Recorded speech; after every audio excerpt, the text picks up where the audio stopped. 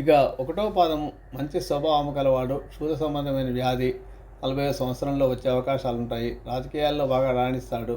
65 సంవత్సరాల పైన జీవితం ఉంటుంది. 67 సంవత్సరంలో జాతకాన్ని బట్టి పరిశీలించాలి వీరికి. ఇక రెండో పాదం వారికి కృపణత్వం అంటే కొద్దిగా మూర్ఖత్వం ఉంటుంది, పిసినాతనం ఉంటుంది, అజ్ఞానం కూడా ఉంటుంది. దీనివల్ల వీళ్ళు అసత్యవాదములైపోయి కొంత ఇబ్బంది పెట్టే రకంగా ఉండే, ఇతరులను ఇబ్బంది పెట్టే పరిస్థితి ఉంటుంది. వీరికి అధికంగా ఖర్చులు చేస్తారు. 80 సంవత్సరాల దాకా జీవితం ఉంటుంది. మూడో పాదం ధైర్యవంతులు, విద్యావంతులు, బుద్ధిమంతులు, మంచి యుక్తులు కలవారు, విచక్షణ జ్ఞానం కలిగి ఉంటారు. వీరు కార్యసమర్థ ఏ కార్యాలైనా చేస్తారన్నమాట. దేశ సంచారులు అన్నింటా విజయంను చూస్తారు. 50 సంవత్సరాల వరకు యోగదాయకమైన జీవితం ఉంటుంది. తర్వాత 70 సంవత్సరాల తర్వాత రజోగుణం తగ్గుతుంది. 80 సంవత్సరాల పైనే ఆదాయం ఉంటుంది. నాలుగో పాదం వారు బాగా లెక్కలు తెలిసినవారు, చోరులు, మాశ్చర్యము గలవాడు, తొందర స్వభావము, భార్యను మిక్కిలి అనురాగం కలవారై ఉంటారు. పుత్ర సంపాదన కలిగి ఉంటుంది.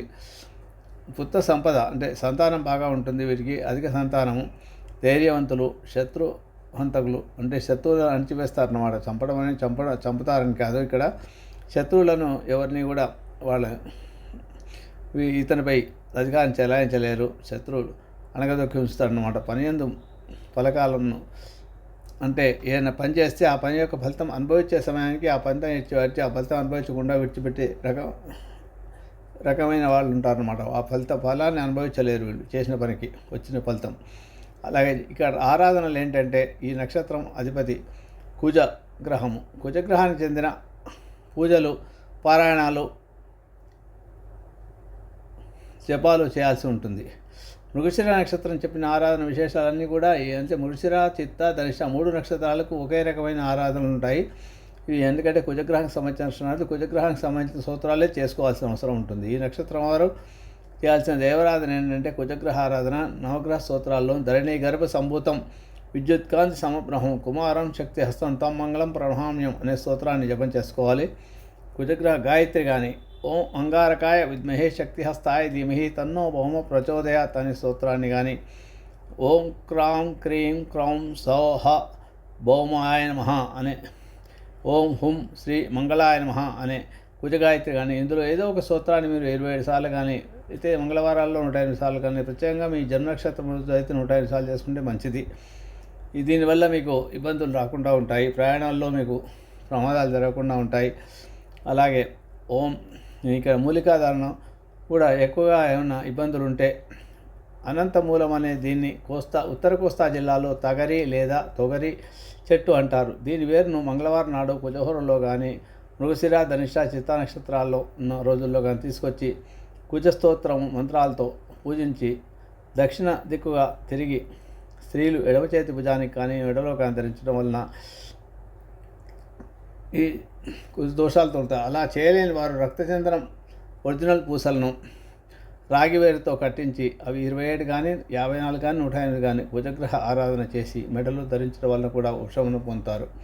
ఇక ఆరాధనలు త్రిభుజాకారంగా ముగ్గు వేసి మధ్యలో మట్టి ప్రమిదలో 3 ఒత్తుల దీపం దక్షిణముఖంగా వెలిగించి కుజగ్రహ స్తోత్ర జపాలు చేయటం వలన నివారణ పొందుతారు. రాగి సాలేడు ముక్కలు కానీ కుంకుమ కలిపిన అక్షంతలు కానీ సింధూరం రాసిన కొబ్బరికాయను పారుతున్న నీటిలో వేయడం వల్ల కూడా ఈ దోషాలు తొలగుతాయి. దుర్గామాత ఆలయంలో పేదవారికి ఎర్రని వస్త్రాలు లేదా పంచలు దానం చేయడం వల్ల కూడా వస్తాయి. అలాగే సుబ్రహ్మణ్య కరాలను స్తోత్రాన్ని రోజు పారాయణ చేస్తున్నా కూడా మంచి దోషాలు తొలగుతాయి. పోస్ట్ మ్యాన్కు కాకి బట్టలు లేదా దుస్తులు దానం చేయడం వలన ఇంక ఈ నక్షత్రంలో పుట్టిన వారు పగలంతా ఉపవాసం ఉండి రాత్రికి మాత్రమే భోజనం కందిపప్పు అన్నంతో భుజించడం వలన కొంత నివారణ పొందుతారు. ఆ రోజు మత్స్య మాంసాలు తినరాదు. ఇక అప్పుడప్పుడు రక్తదానం చేస్తే కూడా మంచిది. రక్తదానం చేయడం వల్ల కూడా కుజదోషాలు తగ్గుతాయి. ఎవరికైనా కుజదోషాలు ఉంటే దానివల్ల ప్రయాణాల్లో ప్రమాదాలు జరగడం కానీ ఇబ్బందులు రాకుండా ఉంటాయి.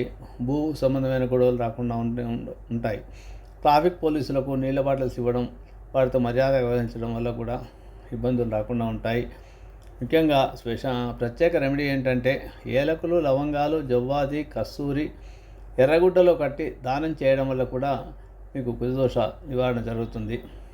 ముఖ్యంగా ఈ చేనేత కార్మికులు వారికి బట్టలు దానం చేయడం వల్ల కూడా, ముఖ్యంగా ఎర్రని వస్త్రాలు దానం చేస్తే కూడా మంచిదే. లేదా ఏదైనా వస్త్రం దానం ఇచ్చినా కూడా దానివల్ల కూడా వీరికి కుజదోష నివారణ కలుగుతుంది. కుజుడు భూకారకుడు కాబట్టి భూ సంబంధమైన విషయ గొడవలు జరిగినప్పుడు కానీ, స్త్రీలకు కుజదోషం ఉండి వివాహం జరిగిన 2, 4, 7, 8, 12 కుజుడు ఉన్నప్పుడు వివాహం ఆలస్యమవుతున్న కుజదోషం ఉందని అనిపిస్తే అలాంటి వారు కానీ సుబ్రహ్మణ్య కరాళ స్తోత్రం పారాయణ చేసుకోవడం కానీ, మంగళవారాల్లో సుబ్రహ్మణ్య స్వామికి అభిషేకం 8 మంగళవారాలు కానీ 9 మంగళవారాలు కానీ అభిషేకం చేయించుకోవడం, లేదా 6 మంగళవారాలు షణ్ముఖుడు కాబట్టి చేయడం వల్ల కూడా కుజదోషాలు తొలుగుతాయి. త్వరలో వివాహ ప్రయత్నాల్లో మీకు మంచి ఫలితాలు లభిస్తాయి. ఏమైనా భూ సంబంధం గొడవలున్నా కూడా అవి తగ్గుతాయి. కోర్టు కేసుల్లో గెలవాలన్నా కూడా ఇది చేయడం వల్ల మీకు ఈ ప్రక్రియ చేయడం వల్ల మీకు సుబ్రహ్మణ్య ఆరాధన వల్ల మీకు మంచి ఫలితాలు లభిస్తాయి. శుభమస్తు.